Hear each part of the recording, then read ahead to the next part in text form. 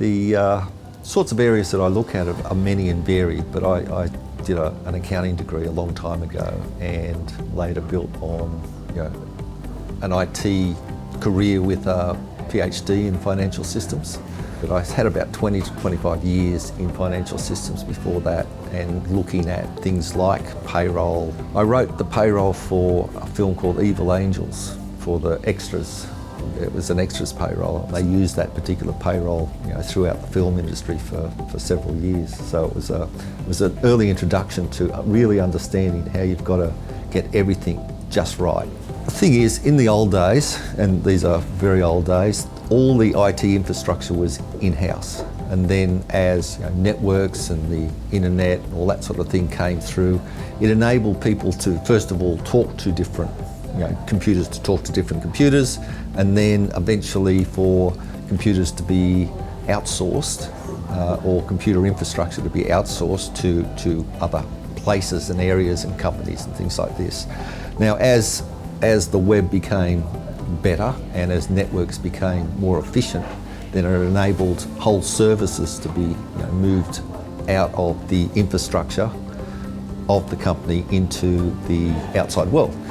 So what this means is IT strategy was all about CIOs and CTOs looking after their internal systems, but now we've got, they've got choice, and they've got to make a choice between what's the balance between the internal system and the external digital assets that are available to them.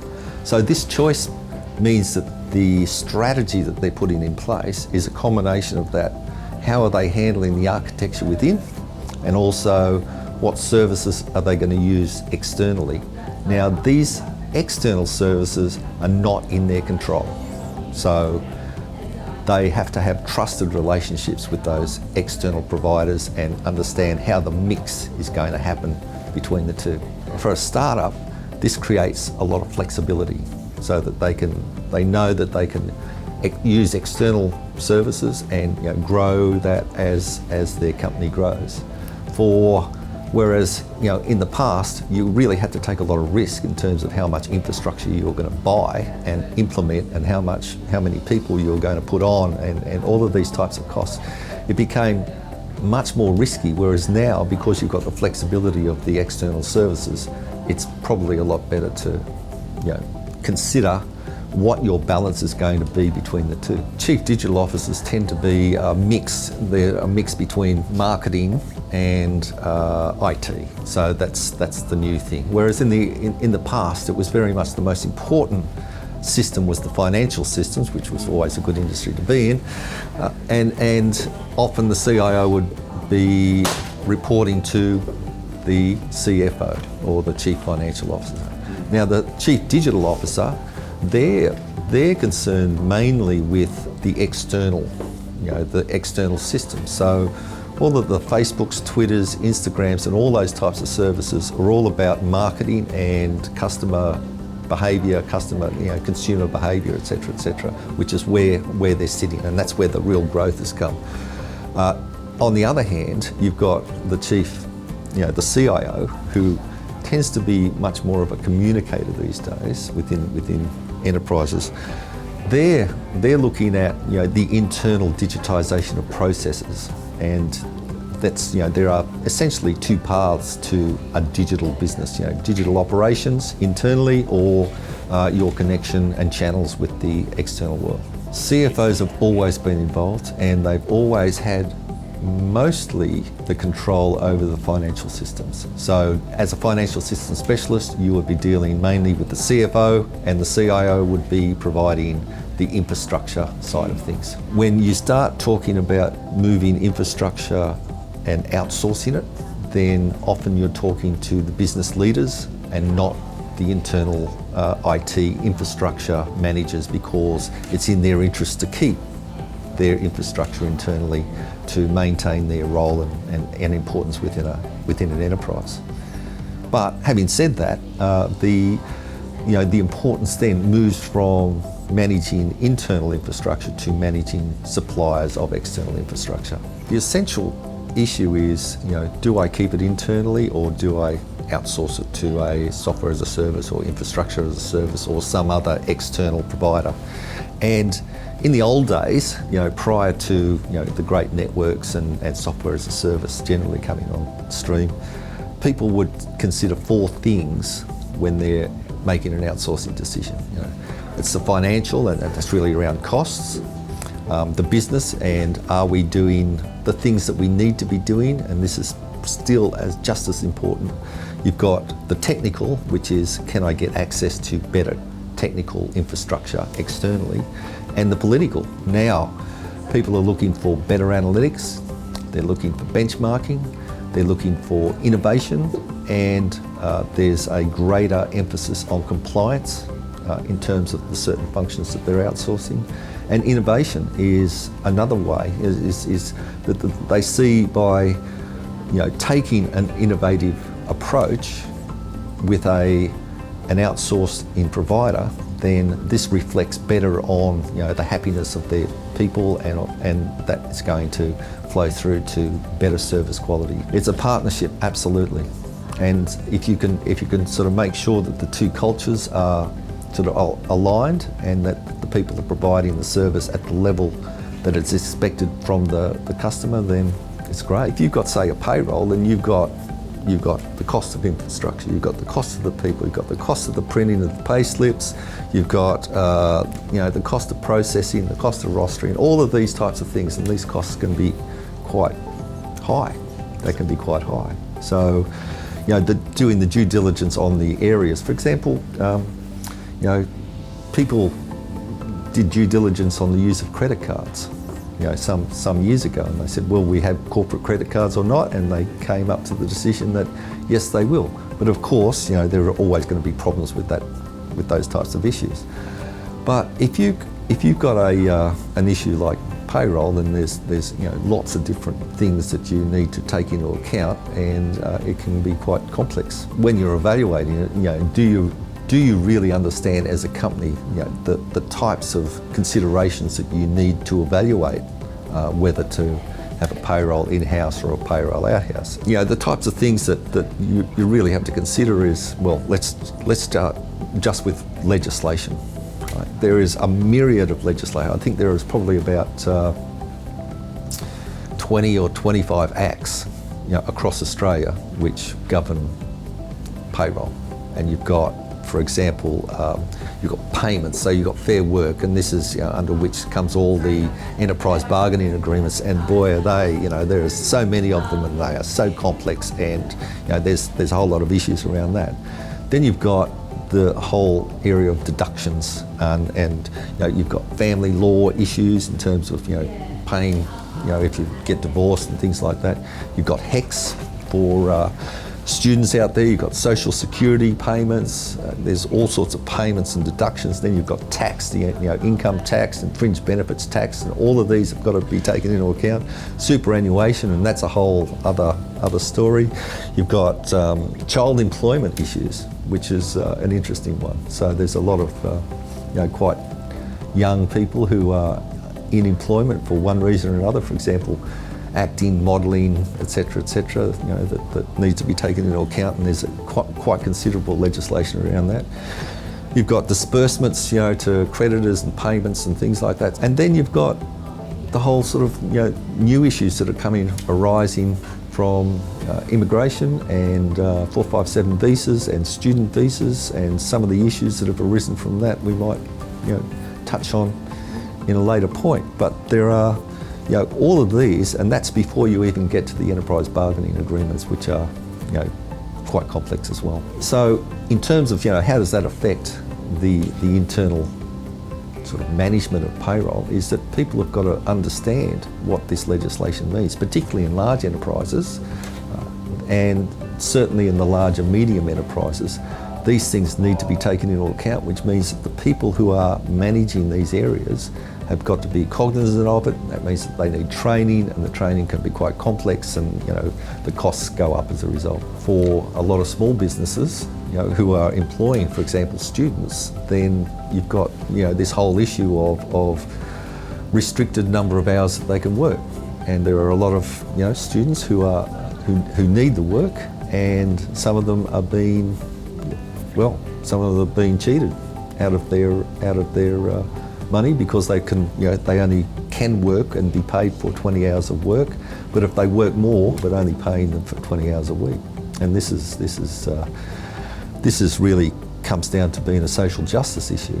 In fact, payroll, I believe, is a social justice issue because you need to be paid correctly for the work that you do. And there are many, many instances of people who pay people incorrectly, either deliberately or because they do not understand the complexities of the legislation, the regulations, and the enterprise bargaining agreements that are involved.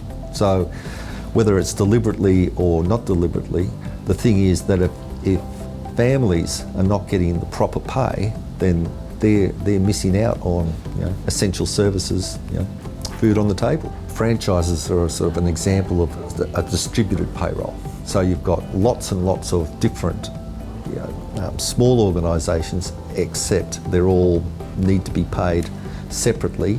And a lot of the times the franchises are setting up their own payrolls and trying to manage these. And because they've got a lot of younger workers, particularly in the fast food industry in areas like this, when you have lots and lots of younger workers, and as each age provides a different pay point, so they've got to be paid separately every time they have a birthday. And if you've got a fast food outlet and you've got, say, 40 students or high school students or university students working all these times, then it can be quite complex. So these little sort of franchises like Cold Rock or McDonald's or whatever, they can be quite difficult to both roster, and they're certainly difficult to roster, and also to pay as a result of that. But when you've got larger franchises, then you've got real estate agents, etc., who are earning with more professional people who are earning money on commissions, etc. Then you've got another level of complexity coming through into it, until you get up to other distributed sort of environments. And let's take the construction industry. With the construction industry, you've got a big building, say 1 William Street, and they've got many, many subcontractors, companies subcontracting to each of those areas. They have myriads of project managers. So a project manager might be responsible for floors 3 to 9, and they're paying their particular subcontractors for those particular floors. And as they build more, the subcontractors go up and further on. So you've got it's like a franchise, but it's another distributed payroll situation. So the CFMEU or other unions have agreements with these subcontractors, and they say, okay, if you want to work on this particular site, then you must have this particular enterprise bargaining agreement put in place. Now that means that, and there are hundreds of subcontractors involved in these buildings.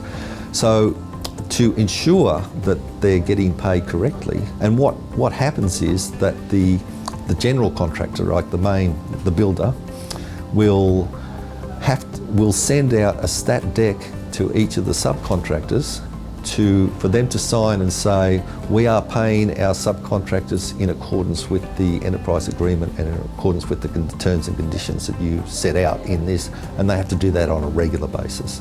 So it's really, really important that these subcontractors are paying their people correctly, and sometimes they are and sometimes they're not. Sometimes it's deliberate, sometimes it's not deliberate. There's a couple of industry associations. The Australian Payroll Association, I think, does a benchmarking report, and they did one for 2015. And they said for companies with employees over $200, then their average payment or per pay slip cost was around $11. So getting it down to $5, I haven't seen those figures reported, but that would be a pretty good rate, and that takes into account all of those technical and human and training and pay slip costs and printing, etc., etc. But in terms of how many of those companies are outsourcing their payroll, so in the smaller end, it's around 20%, but for companies of 10,000 and over, it's up to a third.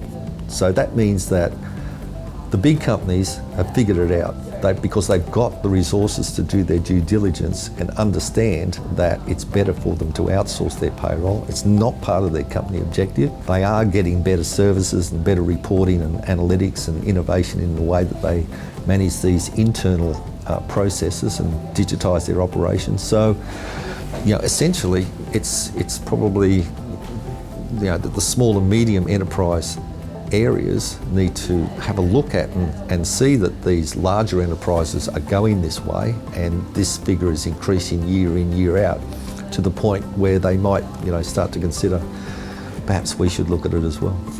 From an employer's point of view, it's a good idea from a business perspective. And because it meets all of those, if you do the due diligence, sometimes it might be cheaper for them to keep it in-house, or they want to control it for whatever reason.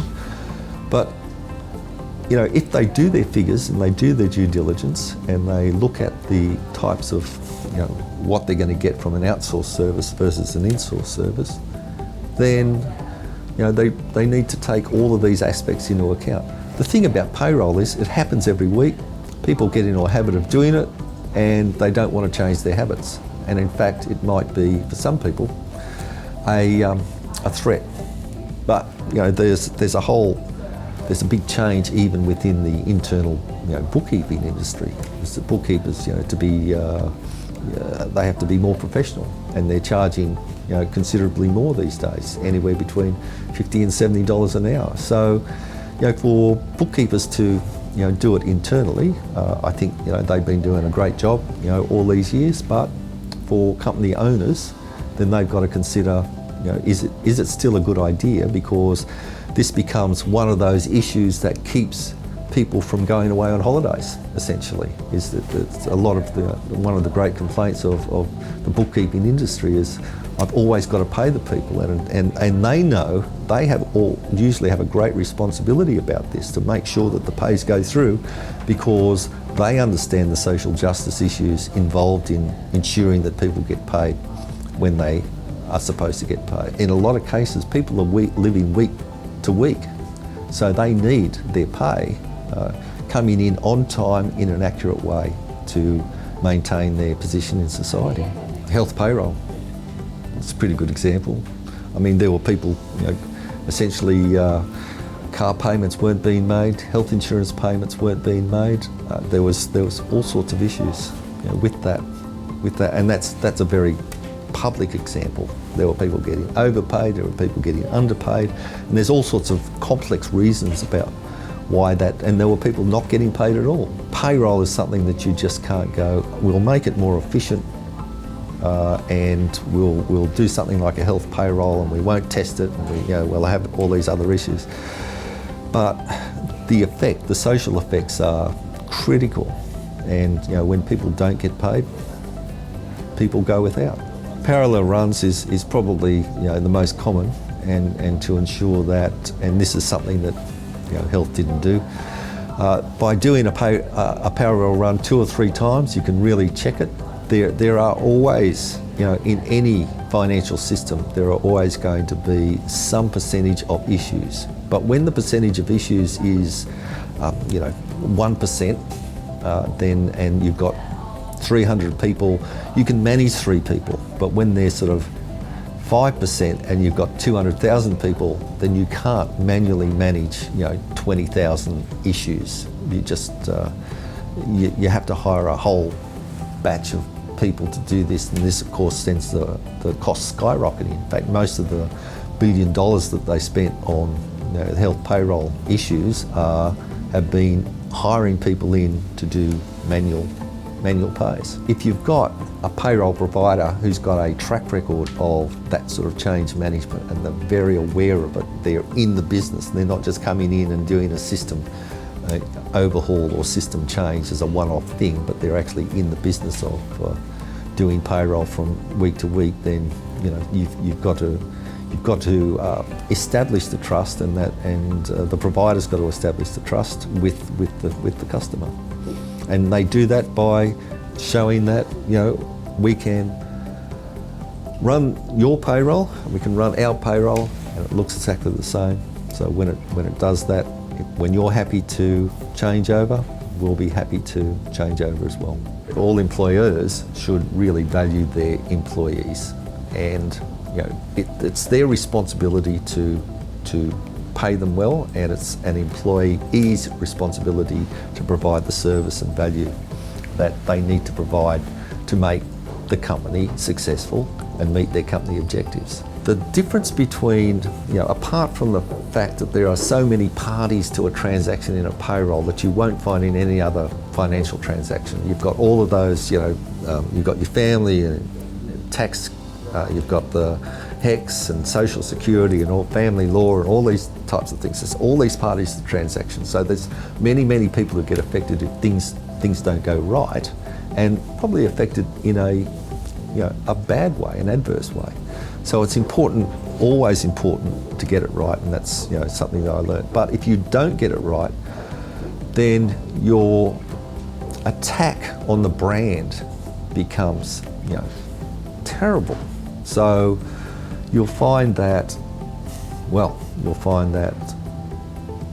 when a company doesn't do it right, or if they do an individual implementation of a payroll, and this tends to happen in larger companies rather than smaller companies. If that doesn't happen, then it reflects both on the company that's been affected and also the company that's the provider or potentially the consultant. So we've just had an issue with the census, and that's reflected both on the provider of the census and also the provider of services to the census people. So brand protection is important. Now when 7-Eleven had their issues, obviously 7-Eleven's brand took a beating, and they're recovering from that, from what I can say. But it's also, of course, you can be litigated. If you don't pay people correctly, you can be subject to litigation. But overall, people have got to be good corporate citizens. And to be a good corporate citizen, you really need to ensure that you provide good quality service. It's okay to make a profit in business, but you've also got to take care of your people, because for most companies, the people is the most important asset that they've got. And people aren't really assets, people are people.